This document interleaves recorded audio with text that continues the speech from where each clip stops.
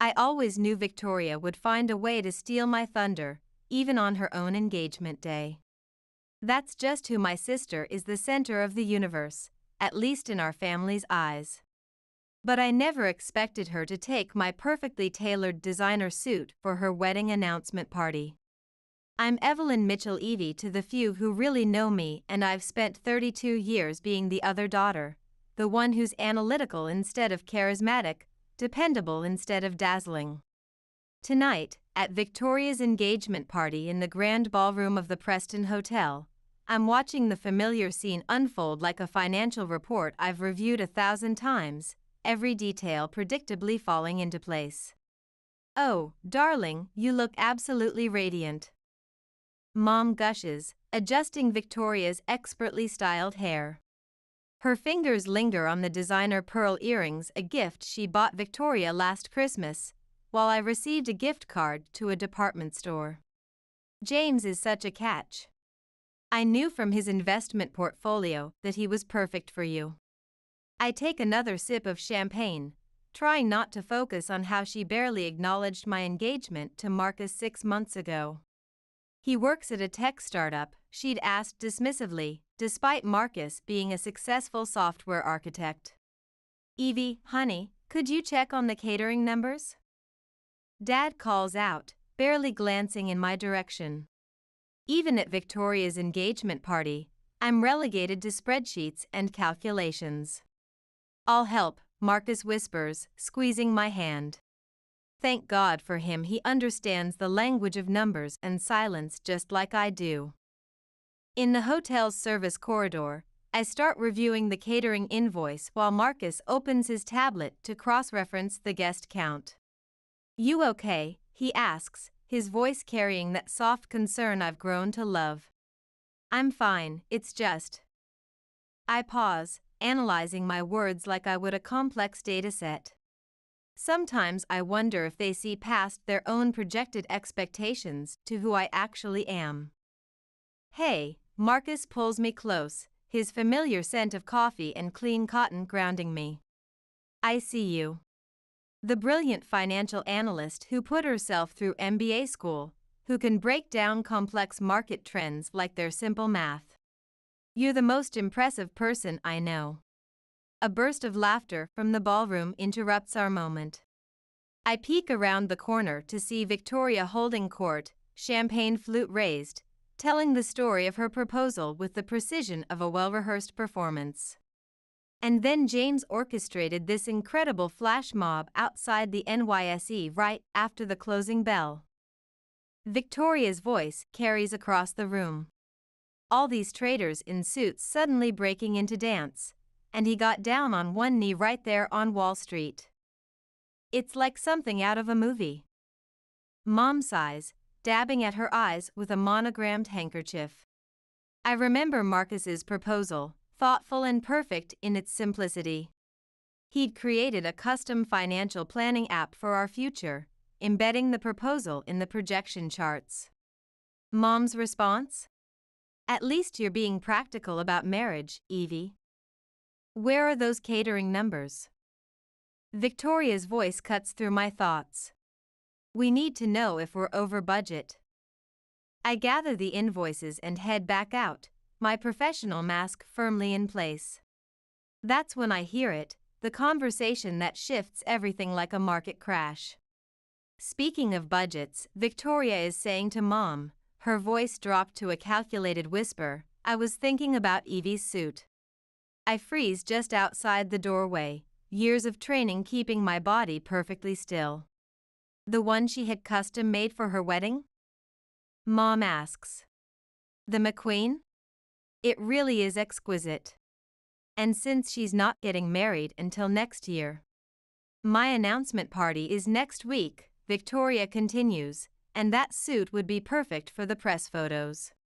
The market's been a bit volatile, and with the new penthouse deposit..."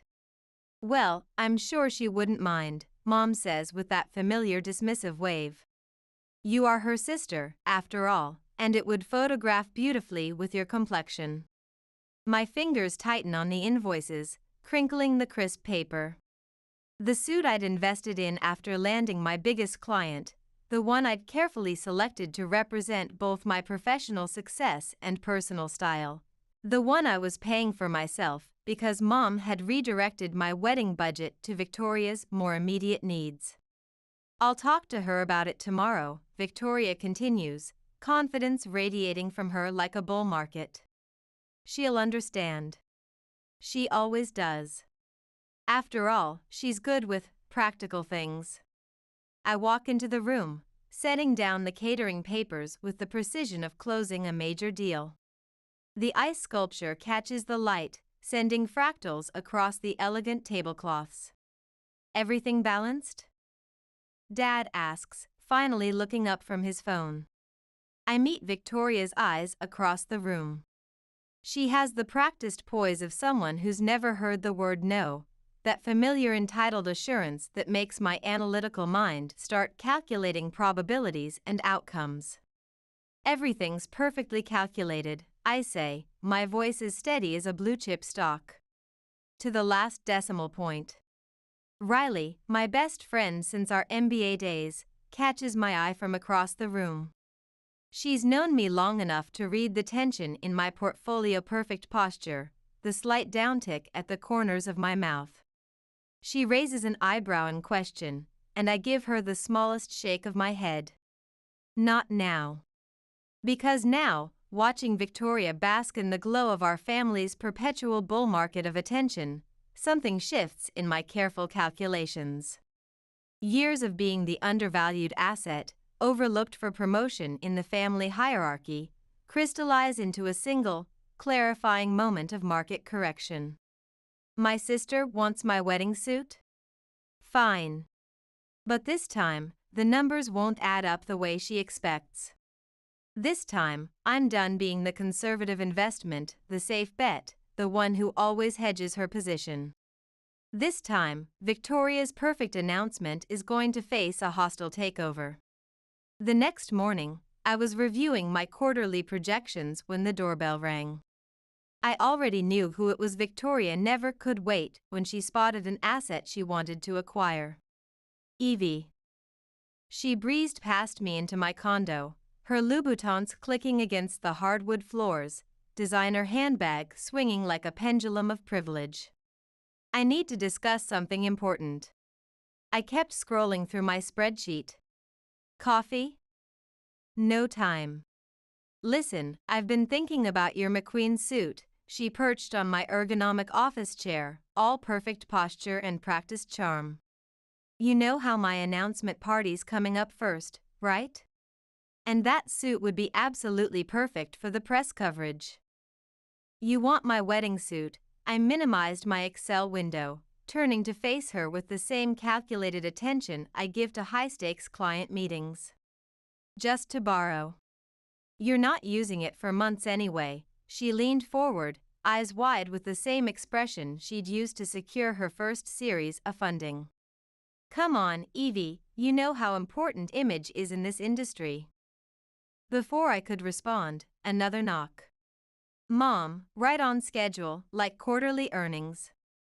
Victoria had brought in her major stakeholder. Girls. I thought I'd find you both here.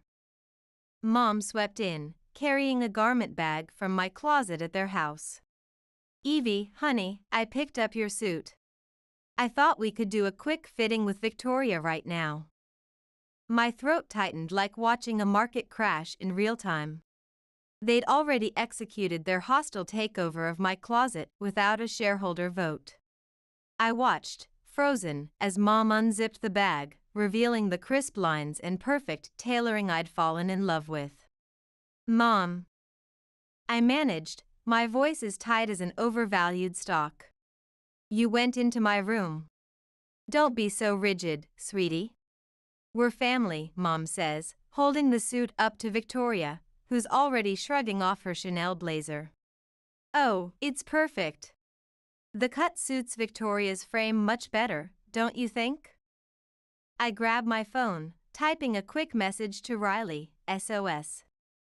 Hostile takeover in progress. Need backup. I haven't approved this acquisition, I say, but they aren't listening. Victoria is already slipping into my suit, Mom adjusting the lapels with practiced precision. Oh my God. Victoria gasps, twirling in front of my floor-to-ceiling windows, Manhattan's skyline a perfect backdrop. It's like it was tailored for me. You look absolutely stunning. Mom gushes. Evie, isn't your sister going to make the perfect impression at the announcement? I stare at my suit, my investment, hugging my sister's frame. The suit I'd carefully selected after 3 months of market research, the one I'd imagined wearing while signing my own marriage contract with Marcus. Take it off, I say quietly, like a margin call.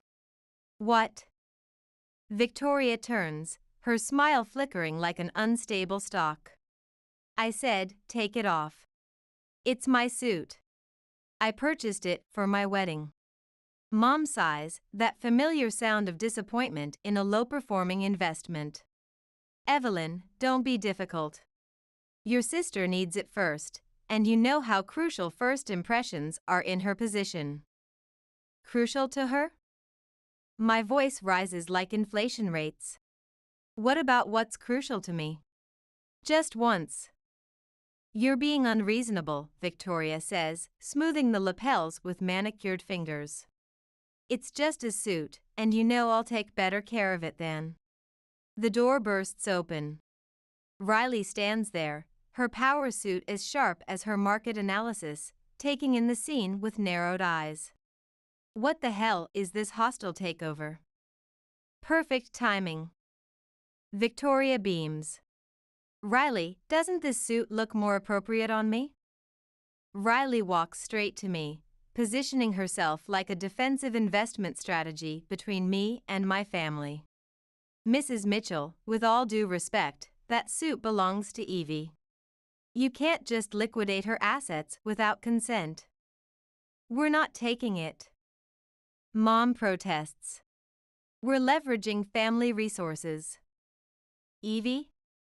Riley turns to me, her voice firm like a binding contract. What's your position on this? I look at my sister, commanding attention in my stolen suit, at my mother ever ready to back her golden investment, at my best friend, the only one who ever audits my true value. Keep it, I say finally, my voice is cold as a bear market. Evie. Riley starts. No, really, keep it, Victoria. You always manage a hostile takeover anyway. What's one more acquisition?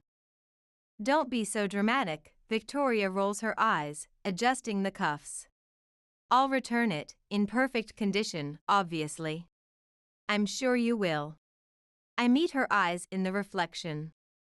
I hope it yields exactly the returns you deserve. Mom claps her hands. See? That's the spirit. Now, Victoria, let's discuss the alterations. After they exit with my suit, Riley turns to me, her expression like she's analyzing a suspicious market trend. Tell me you're not really accepting this merger. I walk to my window, watching Victoria carefully load my suit into her Tesla Model S. You know what's fascinating about market corrections, Riley? Sometimes the biggest crashes come after the most inflated valuations. That look in your eyes. Riley says. I've seen it before, right before you shorted that overvalued tech stock. What's the strategy? I turn to her, a smile forming like a perfect algorithm. How much do you know about high-pressure water systems in luxury venues? Not much, but I'm ready to diversify my knowledge base. She grins. Are we about to execute a calculated risk?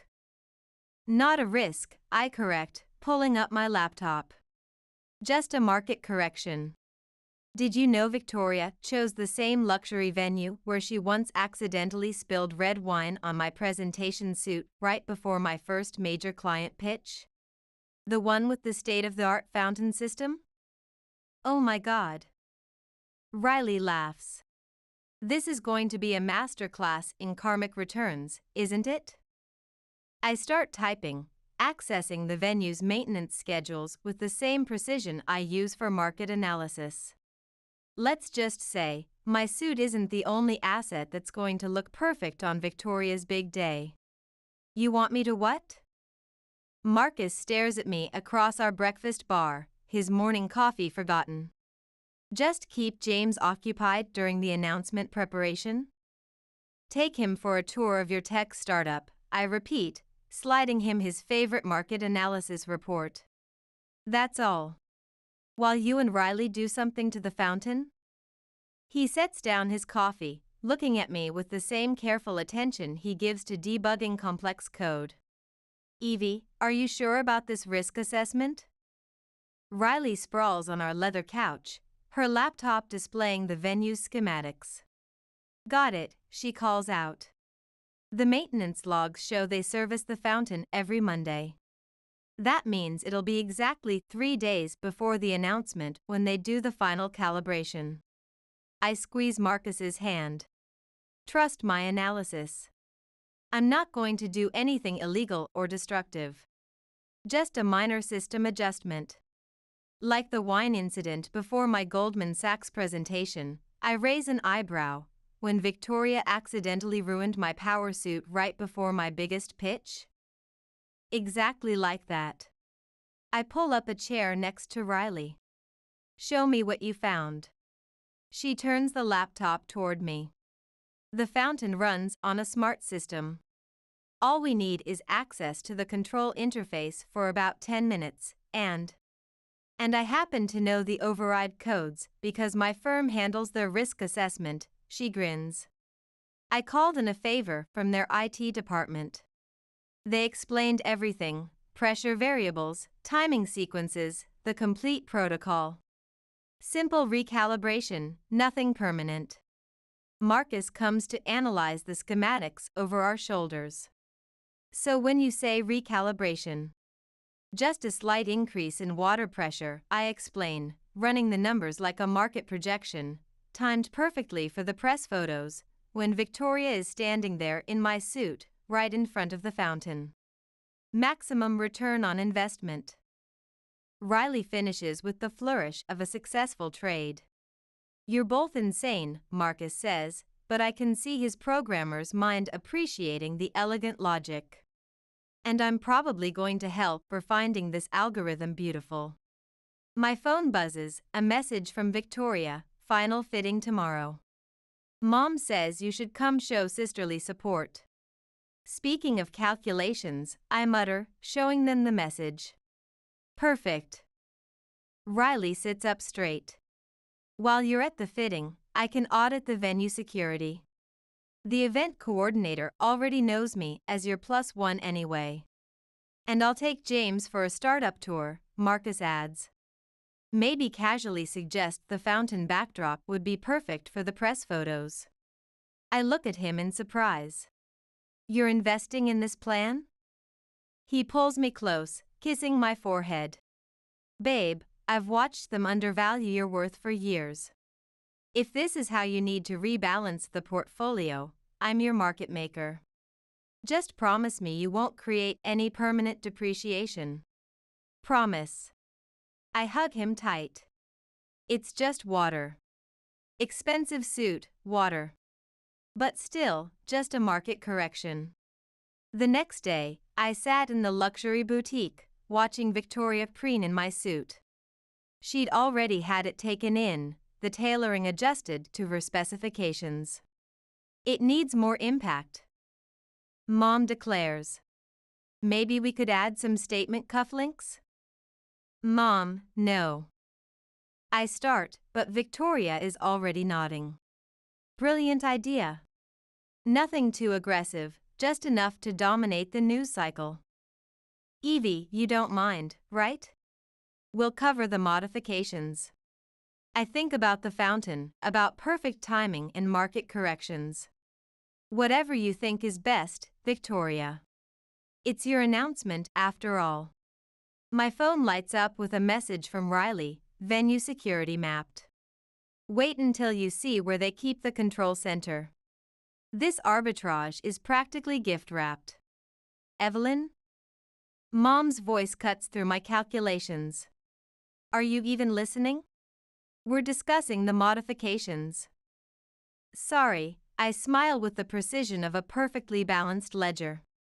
Just running some numbers for my own wedding plans, for next year. When I was supposed to wear that suit. A flicker of doubt crosses Victoria's face, like a momentary market dip. Then she's back to bull market confidence. Oh please, you can find another suit. This one was clearly meant for my portfolio. Look how perfectly it positions my brand. I have to admit, she does look impressive, like a blue-chip stock at its peak. Too bad about the upcoming correction. My phone buzzes again. Riley, timing sequence locked.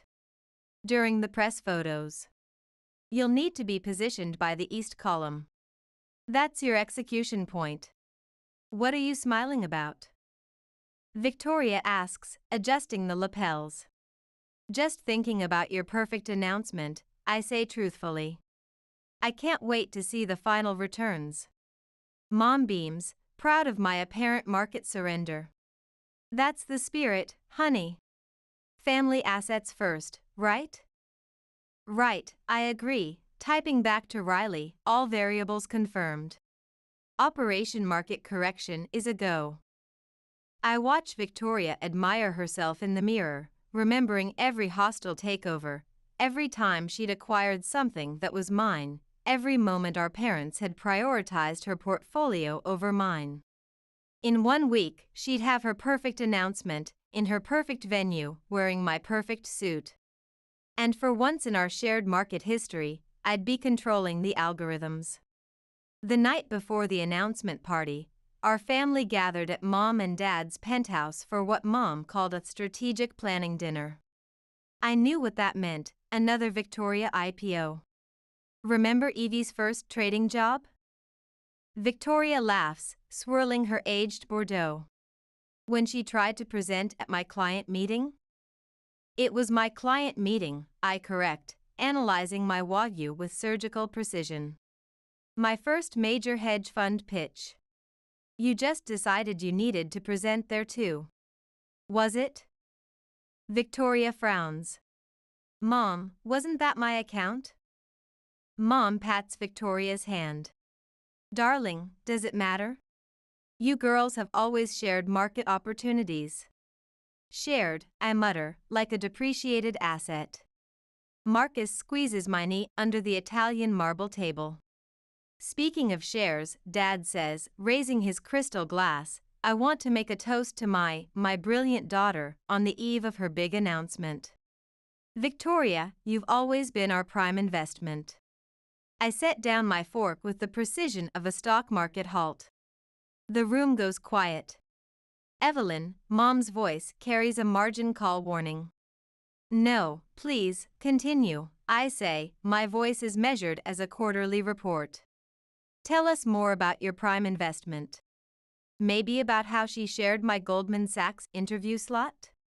Or how about when she borrowed my client presentation before I could even rehearse it?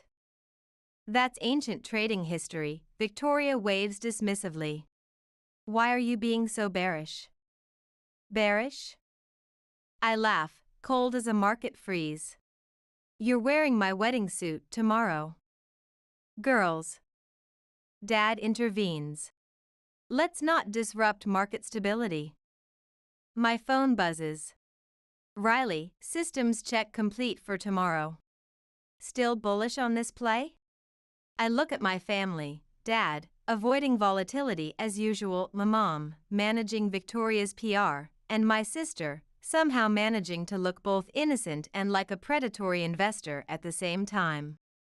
I need some fresh data, I announce, pushing back from the table. Marcus starts to rise, but I signal a hold position. I need to analyze this solo. In the penthouse terrace, I stand looking at the city lights, remembering the time Victoria had accidentally spilled coffee on my laptop before my first major pitch. A technical glitch, everyone had said, like everything else. Penny for your equity? I turn to see Dad, hands in his bespoke suit pockets, looking uncomfortable. Save it for Victoria's next startup funding, I say. He sighs, settling onto the terrace's designer bench beside me. You know, when you girls were starting out, your mother and I thought we were diversifying properly. Victoria was so aggressive in her positions. We figured you were the stable investment, the one who could handle being the safe play. And that makes the constant devaluation okay? He says quietly, it doesn't. We sit in silence, the city's financial district glittering before us like a field of opportunities. That suit, he starts. Don't. I know you tried to intervene. I saw the emails, the attempts to redirect Mom's spending. He stares at his Italian leather shoes. I should have been a better risk manager. Yeah, I agree. You should have. My phone lights up again, Riley confirming tomorrow's execution timeline. I think about the fountain, about market corrections, about justice. Dad, I say suddenly, do you remember my first hedge fund presentation? He winces. The coffee incident. Victoria said it was a market fluctuation. It wasn't. She told me later she did it because she thought I was attracting too much institutional interest. And now she's wearing my suit, the one asset I wanted that was purely mine. I stand up, straightening my blazer. So tell me, Dad, what would your risk assessment be? He looks at me for a long moment. Something's going to correct tomorrow, isn't it? I meet his gaze with the steady confidence of a trader who knows her positions. Maybe the market's finally reaching equilibrium. He nods slowly, then reaches into his suit and pulls out a certified check. Here. What's this position? Your suit. The one you acquired yourself. Whatever happens tomorrow, you deserve your own bull run. I stare at the check, my throat tight as a margin call. Little late for portfolio rebalancing, don't you think? Better late than an eternal bear market. He attempts a smile. Just maintain some circuit breakers tomorrow, okay? Your mother's portfolio isn't as stable as it used to be. I tuck the check into my blazer pocket. Don't worry, Dad. All variables will perform exactly as they should. Back inside, Victoria is showing Mom her borrowed assets, a pair of Cartier cufflinks from James's mother. The irony makes me want to short the entire family portfolio. Evie, she calls out. There you are. I need you to help me with the final suit adjustments tonight. One last sisterly collaboration before the big market open. I think about the fountain, about market corrections, about Dad's belated attempt at portfolio rebalancing. For a moment, my algorithm wavers. Then Victoria adds, the suit might need a few more modifications. You don't mind if we make some more structural changes, right? And just like that, my trading strategy locks into place. Of course not. I smile with the precision of a perfectly executed trade. Tomorrow should yield optimal returns. Marcus catches my eye across the room, raising an eyebrow in a silent risk assessment. I give him a slight nod. The execution plan is still active. Tomorrow, market correction would make its scheduled appearance, right on prospectus. The venue looked like the NYSE trading floor on IPO day. Crystal chandeliers reflected off marble surfaces, champagne flowed like bull market profits, and the fountain, our primary trading instrument, burbled innocently behind the press backdrop. Everything's calibrated, Riley whispers, joining me near the bar. I double-checked the algorithms. During the press statement, that fountain's going to execute a perfect market correction. I watch Victoria command attention in my suit, now adorned with gold cufflinks and subtle adjustments she'd added. Mom fusses over her hair while the PR team adjusts lighting positions. You're being awfully conservative, Evie, Mom notes. Everything balanced? Just monitoring market conditions, I smile, checking my phone. A text from Marcus. James is in position. Convinced him the fountain backdrop would maximize press coverage. Ladies and gentlemen, the PR coordinator announces. We're starting in 15 minutes. Please take your positions. Victoria grabs my hands, suddenly looking like a rookie trader before their first big play. You'll be in frame, right? As my sister and chief analyst? For a split second, I see my sister, the real Victoria, not the aggressive trader she'd become. I remember us as interns, sharing market tips, supporting each other's plays, before the competition, before the constant acquisitions, before everything went bearish. Evie, her voice, carries a hint of volatility. Right in position, I assure her, pushing the memories into a dormant account. Where else would I place my assets? The music starts, a sophisticated jazz quartet setting the mood for high-end transactions. I take my position, watching as the financial journalists and photographers arrange themselves like day traders finding their best angles. Riley squeezes my arm as she passes, whispering, "East column. Don't forget your execution point." Then comes Victoria, radiant in my suit, Mom and Dad flanking her like proud institutional investors. The crowd murmurs appreciatively. I follow, counting steps like trading intervals, watching the fountain spray catching the morning light. The announcement begins. I barely register the PR team's opening statement, too focused on timing, on monitoring the water pressure, on the way my suit catches the camera flashes on Victoria's frame. And now, a special announcement from Victoria Mitchell, newly appointed managing director, the PR head announces. James speaks first, his words crafted for maximum market impact. I almost feel bearish about what's coming. Almost. Then Victoria starts speaking. James and I represent a perfect merger of talents and assets, she begins, her voice carrying that familiar note of assumed victory. I catch Dad's eye from the front row. He gives me a slight nod, like a seasoned trader acknowledging an inevitable correction. And I promise to always maintain our position as market leaders. My phone vibrates. Riley's signal. I shift toward the east column. And with this new position, the fountain's spray pattern adjusts microscopically. A few photographers glance back, noticing the shift in ambient noise. We're thrilled to announce. Victoria continues, beaming. The PR head raises his hand for the final photo opportunity. 3, 2, 1. A massive surge of water shoots upward, catching the morning sun like 1,000 Bloomberg terminals. For one crystalline moment, it's beautiful as a perfect market peak. Then gravity initiates the correction. The water descends like a bear market crash, drenching Victoria, James, and the entire executive team.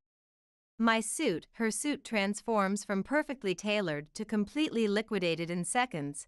Her expertly styled hair collapses like a failed IPO. The added cufflinks catch the water like trading signals gone wrong. My suit, she screams. The fountain. Someone call maintenance.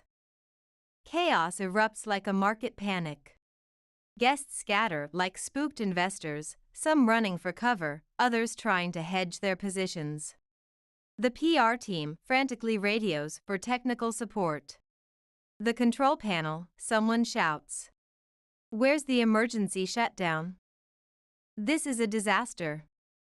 Mom cries, trying to shield Victoria with a press folder. Who could have engineered this? I catch Riley suppressing her laughter behind a marble column. Marcus, standing with the executives, maintains his perfect poker face. Wait. Victoria says suddenly, turning to face me, her mascara running like red ink on a quarterly report. You're the only one who's maintaining position. The fountain sputters to a stop, but the damage is priced in. My suit clings to her like a failed merger, the added modifications hanging like devalued assets. What are you implying?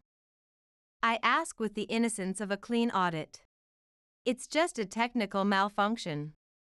Like your laptop crash was just a glitch, she hisses, low enough for only me to hear.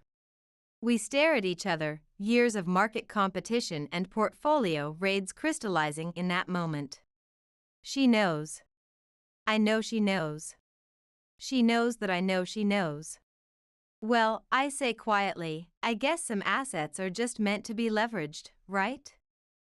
You calculating little. Victoria, darling. Mom interrupts, rushing over with more press packets. Let's get you to the executive washroom. We can still stabilize this position.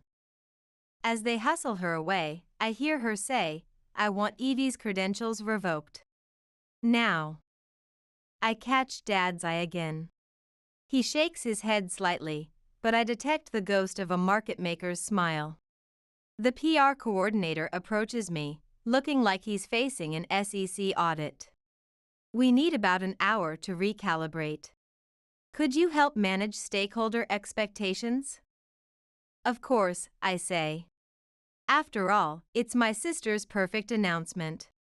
What else could possibly destabilize the market? Behind me, thunder rumbles ominously. I hadn't factored in weather derivatives, but sometimes market corrections have their own algorithms. The next hour was pure market volatility.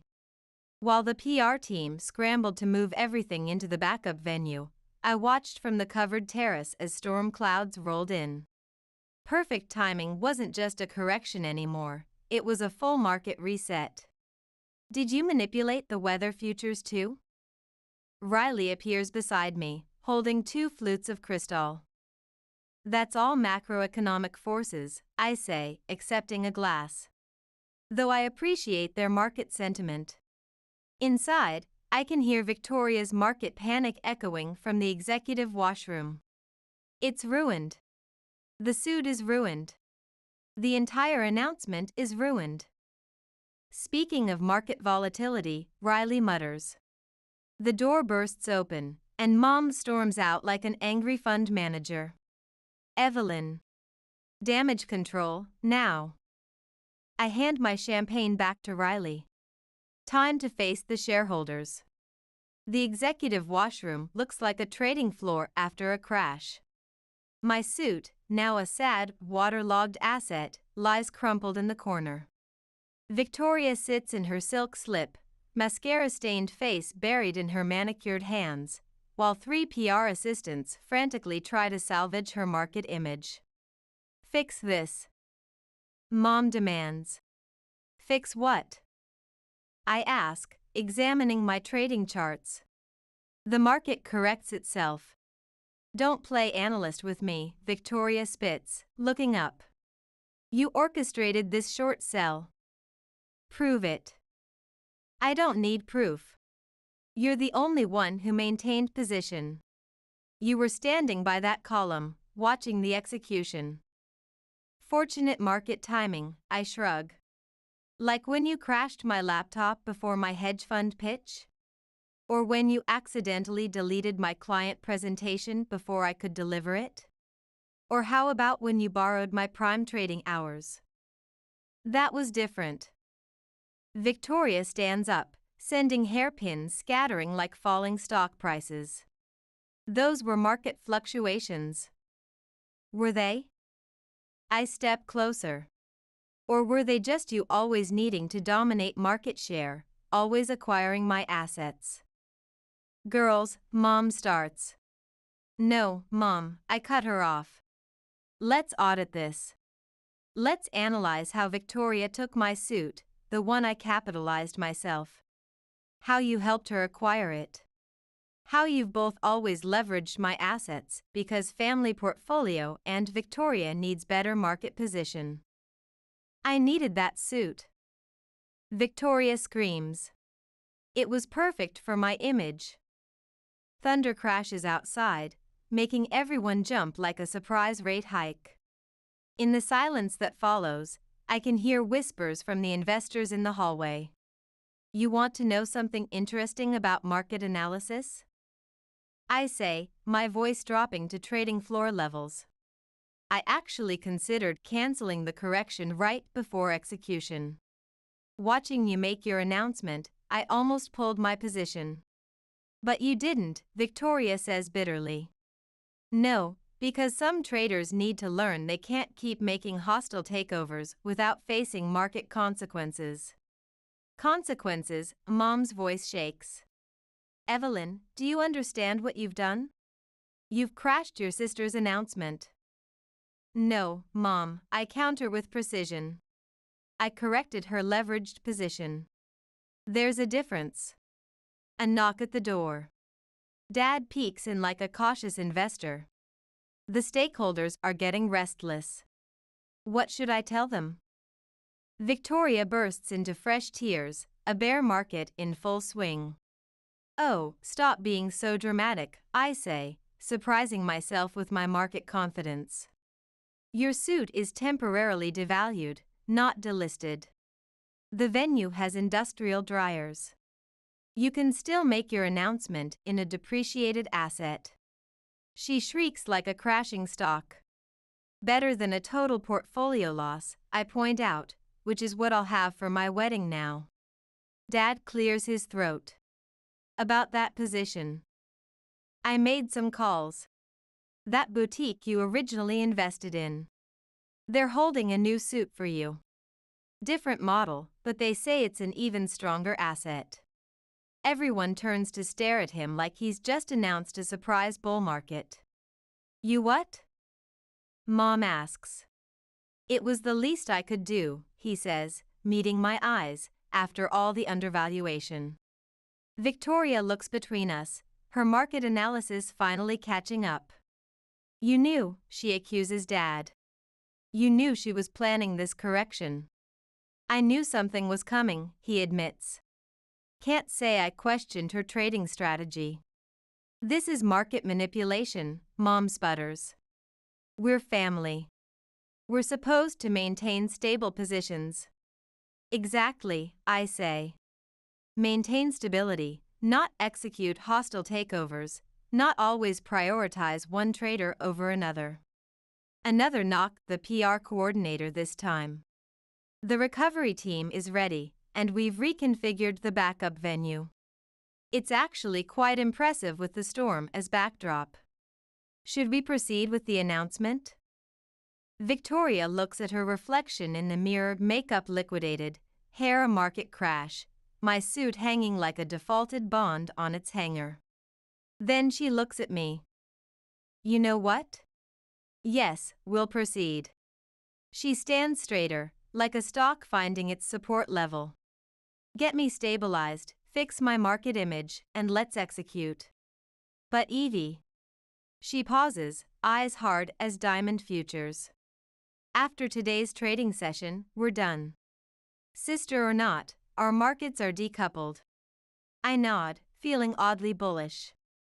Seems like a fair valuation. Need help with your recovery strategy? Get out. I turn to leave, then pause at the door. For what it's worth, Victoria, I really did value that suit. Outside, Riley waits with our rescued champagne. Well, she asks as I take my glass back.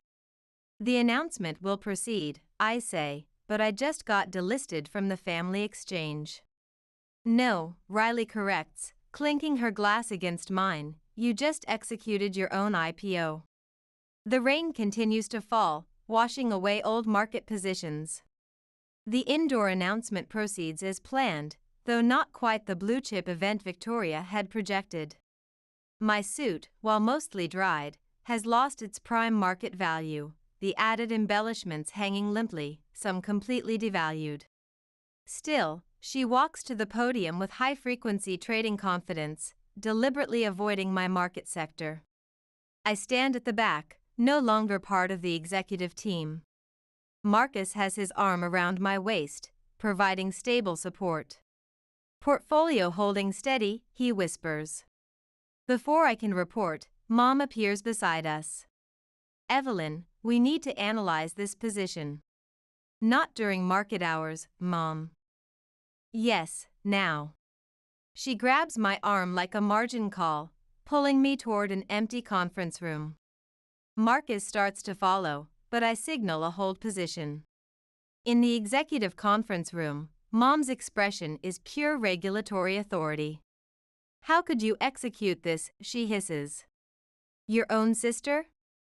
That's rich coming from the primary market maker. I lean against the mahogany wall, suddenly tired of trading. When was the last time you actually valued me as an independent asset, Mom? Not just Victoria's hedge, not just the stable position, but your daughter? Don't try to reverse this trade. You deliberately crashed her announcement. It's still executing, I cut in. She's still announcing. The only thing I corrected was her leveraged position in my acquired asset. It wasn't leveraged, it was a family asset transfer, Mom insists.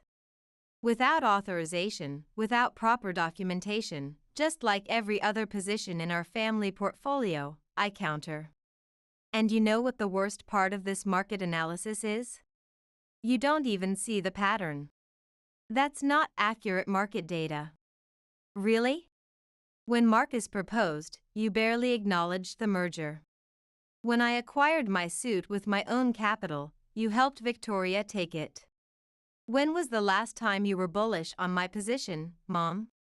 Just me, not compared to Victoria's market cap? From the main hall, we hear applause. The announcement must have executed successfully. Well, Mom straightens her Chanel jacket. I hope you're satisfied. Your sister will never clear another trade with you. Maybe not, I agree, but for the first time since I entered the market, I'm trading on my own terms. What's that supposed to mean? It means I'm done trying to be the perfect hedge, the risk-free position, the one who always provides market support. I'm done being an undervalued asset. Dad appears at the door. They're about to start the photo session. Evie, maybe you should close your position. I nod, but Mom grabs my arm again like a failing stop-loss. This market correction isn't over. Actually, it is. I gently remove her hand. I've already called the boutique. They're holding a new position for me, one that's properly registered in my name. Dad's right, it's time to exit this trade. You're choosing to leave your sister's announcement? Mom asks incredulously. I'm choosing to manage my own portfolio. Maybe for the first time ever. I find Marcus and Riley by the service exit. Through the windows, I can see the rain has stopped, leaving the market fresh and reset. Ready to execute? Marcus asks. Wait. Dad's voice behind us. He holds out another envelope. Your mother, she doesn't understand market dynamics yet, but I do. Take this position. Inside is another certified check, enough for 2 bespoke suits. Dad. Get whatever assets you want, he says gruffly. Whatever yields the best returns. And Evie. I apologize for the poor risk management. I hug him, breathing in the familiar scent of his signature cologne. I know. Will you join us for Sunday's quarterly review? He asks. I don't think that's a profitable position. Not for a while. He nods like a trader accepting a loss. We'll develop a new strategy. Maybe just you and me can review positions sometimes. I'd value that. As we walk to the car, I hear Victoria's voice carrying across the parking garage. Where is she? She can't just exit without proper notification. Watch this liquidation, I mutter. Riley links her arm through mine like a secure trading partnership. So, suit shopping tomorrow? Actually, I smile, feeling my portfolio finally balancing. I'm thinking of a completely different position. Something totally outside the family trading strategy. Marcus laughs. Now that's a merger I'd like to analyze. We drive away as the photographers arrange Victoria's executive team by the now peaceful fountain. In my rearview mirror, I watch my sister adjust my borrowed suit one last time, still trying to maximize an imperfect position. You know what's fascinating about market psychology? I say as we turn onto Park Avenue. I actually feel more liquid. That's what happens when you stop hedging someone else's risks, Riley says with a trader's wisdom. My phone buzzes, a text from Dad, proud of your trading strategy, kiddo. Always have been. Maybe some positions had to be liquidated before they could be properly revalued. Maybe sometimes the best market correction isn't a correction at all, but finally standing up and declaring your own trading strategy. And maybe, just maybe, market forces work in mysterious ways, not just to correct positions, but to establish fair value.